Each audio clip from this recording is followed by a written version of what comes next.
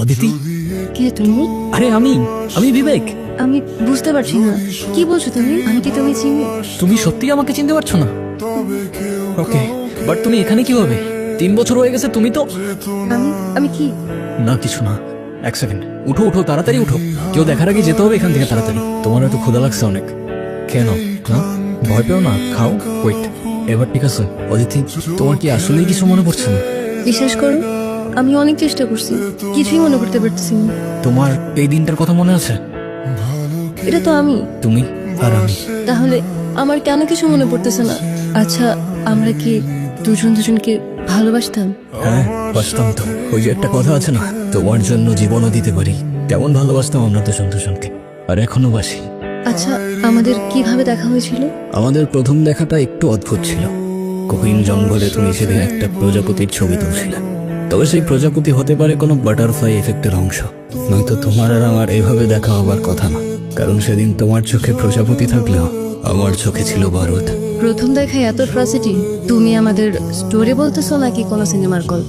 আইডিয়াটা খারাপ না, টু বি অনেস্ট। এই গল্পে সিনেমা বানালে সুপার হিট হবে, নো ডাউট। আচ্ছা, তারপর তারপর কি হলো? এখন আর না, আজকে অনেক ট্র্যাজেডি আছে। কালকে লাভ স্টোরি শোনাবো। তুমি এখন রেস্ট করো। এটা কিভাবে সম্ভব ভাই? অদিতি তো মারা গেছে। আমি জানি না রে ভাই, কিচ্ছু জানি না। কি সত্য কি মিথ্যা বিশ্বাস কর, কিচ্ছু বুঝতে পারছি না আমি। শুধু এতটুকু জানি, অদিতি আমার কাছে ফিরে আসছে ভাই। কিন্তু এটা তো লজিকের বাইরে।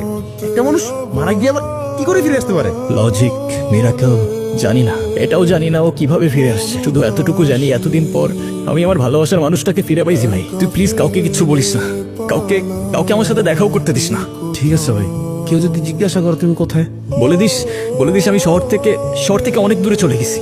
আসলে আমিও বুঝতে পারতেছি না ভাই এসব কি হচ্ছে। এতদিন পর তোমার এই খুশি দেখে আমারও খুব শান্তি লাগতেছে।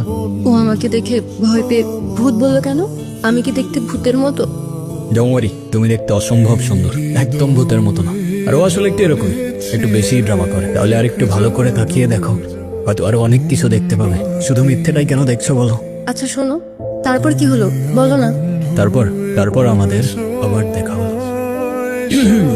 কি গতকাল কতগুলো কল দিলাম, ধরো নাই কেন? কোন নাম্বারে কল দিয়েছেন আপনি? কেন? 01628589556। আর এটা তো আমার নাম্বারই না। আমার নাম্বার তো 01788256155। ওকে, এই এক সেকেন্ড, আমি আপনাকে নাম্বার কেন দিলাম? আমি কি জানি, তুমি দিলা, আমি নিলাম। আপনাকে আর কি বলবো, আপনি তো মানুষই ভালো না। কেন? আমি আবার কি করলাম? সেদিনে তো সব দেখলাম। আচ্ছা, সেদিন আপনি কাউকে কোনো কিছু বলেন নাই কেন? যদি বলতাম তাহলে আর তোমাকে বাঁচিয়ে রাখতে পারতাম। আমার গ্যাং যদি জানতে পারে আমি কারোর জন্য মায়া করেছি কিংবা কাউকে ক্ষমা করেছি, ওরা আমাকে দুর্বল ভাববে। আর ইতিহাস সাক্ষী, দুর্বলের সাথে পুরা দুনিয়া বিশ্বাসঘাতকতা করে। আমার তো কিছু বোঝা দরকার নেই। আপনি এখানে কি করছেন? খেয়াল রাখছি তোমার, যেন আমার গ্যাং এর কোনো লোক তোমার ক্ষতি করতে না পারে। ও হ্যালো, আমি আপনার এসব গ্যাং ট্যাংকে ভয়টাই পাই না, ওকে? আর আপনাদের মতো এসব মানুষদের আমার এমনিতেই অপছন্দ। কেন বলো তো? কারণ কারণ আপনি আমার ফোন নিয়ে গেছেন। এই তো ফেরত দিয়ে দিলাম। আরো কারণ আছে, আপনারা তো মানুষই মেরে ফেলেন। তুমি আমাকে কাউকে মারতে দেখছো? না তো, তাহলে কিছু না। তুমি আবার কোথায় যাচ্ছ? লোকটাকে অযথা মিথ্যা আশ্বাস না দিলেও পারতেন। আর আমার তো মনে হয় এসবের সাথে আপনার গ্যাংই জড়িত আছে। মানে কিছু না। কি হচ্ছে বলো তো? তুমি ওর সাথে কিভাবে? থ্যাংক ইউ ওকে হেল্প করার জন্য, আমার ফ্রেন্ড। ও আচ্ছা, বুঝলাম। যাক, ওর জন্য হইলেও অ্যাটলিস্ট থ্যাঙ্কসটা তো বললা। শুক্রিয়া। তোমার বাবা কেমন আছেন? আলহামদুলিল্লাহ ভাইয়া, ভালো আছে। ভাইয়া, বাবা আপনাকে আর সব ভাইয়াদেরকে বিয়ের দাওয়াত দিয়েছেন।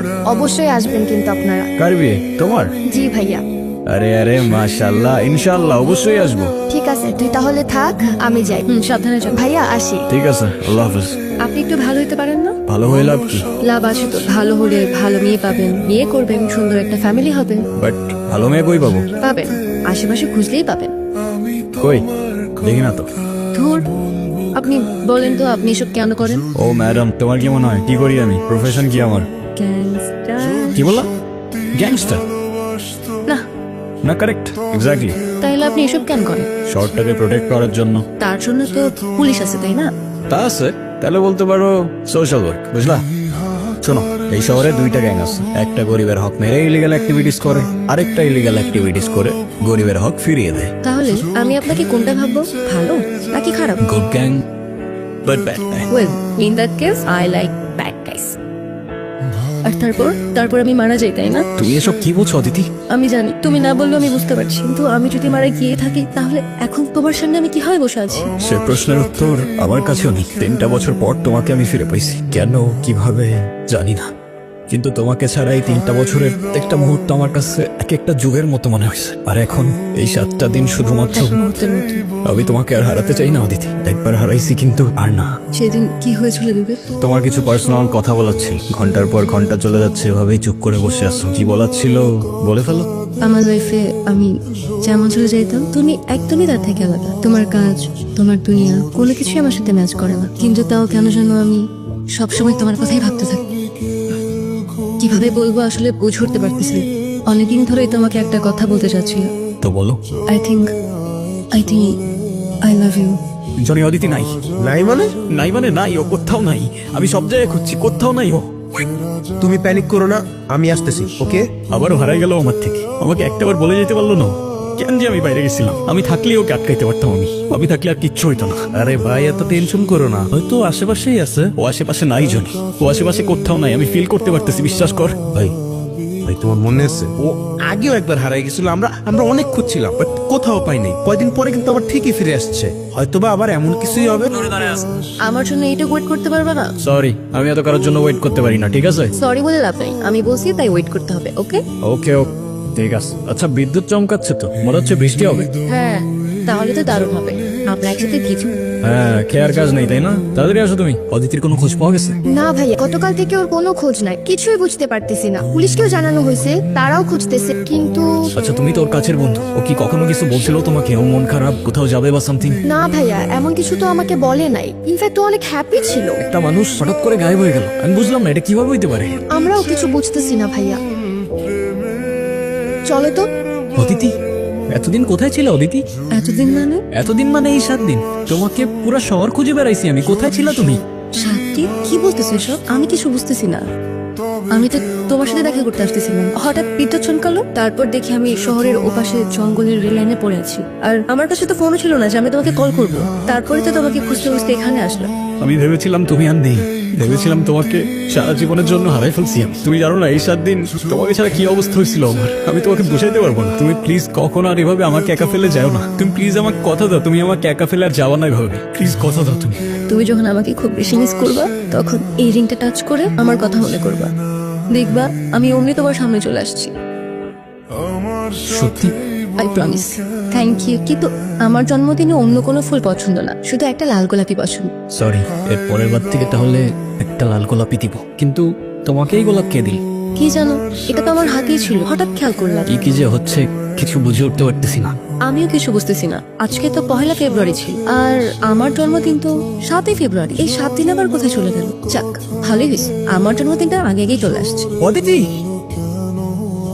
তুমি এখানে? তুমি আমাকে একা ফেলে চলে যাচ্ছ অদিতি। বিবেক, হয়তো আমার কিছুই মনে থাকবে না, কিন্তু যেতে তোমাকে হবেই। বলো বিবেক। আই সরি অদিতি, তুমি আমাকে মাফ করে দিও। তুমি কেন সরি বলতেছো? কারণ আমার জন্যই সব হয়েছে, আমার জন্য তোমাকে এই দুনিয়া থেকে চলে যেতে হয়েছে। আমার সাথে দেখা না হলে তুমি এখনো। এভাবে কেন বলছো তুমি? তোমার জন্য আমি সবসময় হ্যাপি থাকতাম। তোমার সাথে কাটানোর প্রত্যেকটা মুহূর্ত আমার কাছে অনেক বেশি দামি। যদি দ্বিতীয় কোনো জীবন থাকতো, আমি আমার জীবনে আবারও তোমাকেই চাইতাম। Happy birthday Aditi. এটা তাহলে তোমারই দেওয়া ছিল। হ্যাঁ, তোমাকে আরেকটা বার বলতে চাই, I love you Vivek. I love you 3000 and more. Vivek, আমি আমার দেওয়া কথা রেখেছি, এবার তুমি আমাকে একটা কথা দিবা?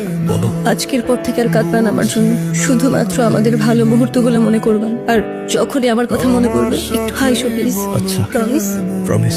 সময় খুবই স্ট্রেঞ্জ, চাইলেই হাতের মুঠোয় আটকে রাখা যায় না। সেই সময়কে পার করে তুমি আমার কাছে ফিরে এসেছিলে শুধুমাত্র তোমার দেওয়া একটা কথা রাখবার জন্য। রূপকথা নাকি সায়েন্স ফিকশন, কি দিব আমি এই গল্পের নাম? হতে পারে কোনো সময়ের সার্কেল কিংবা দ্য সার্কেল অফ লাভ।